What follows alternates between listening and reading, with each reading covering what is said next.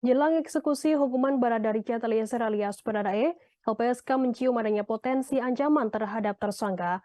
Pihak LPSK memastikan akan tetap memberikan perlindungan kepada Baradae selama menjalani proses masa hukuman. Berikut sederet upaya yang akan dilakukan LPSK untuk menjaga keamanan Baradae.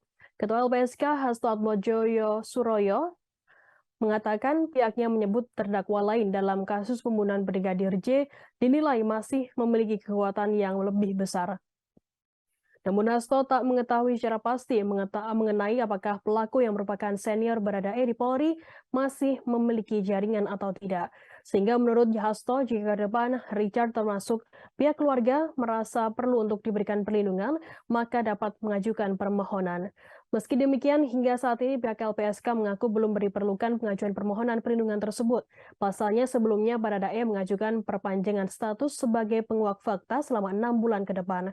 LPSK pun menyanggupi dan berkomitmen memberikan perlindungan kepada Baradae. Sementara itu, Wakil Ketua LPSK Edwin Partogi menyebutkan harus ada perlindungan terhadap Baradae pasca vonis 1 tahun 6 bulan penjara. Adapun bentuk perlindungannya yakni memberikan perlindungan fisik selama menjalani masa kurungan penjara. Nantinya akan ada petugas LPSK yang akan berjaga di sekitar sel tempat Baradae menjalankan sisa masa tahanannya.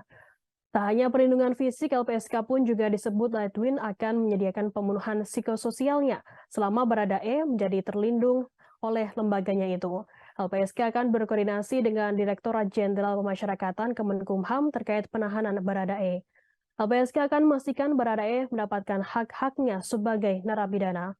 LPSK juga akan berkoordinasi dengan Kepala Lembaga Pemasyarakatan tempat Baradae menjalani hukumannya untuk memastikan tetap aman saat menjalani masa hukuman.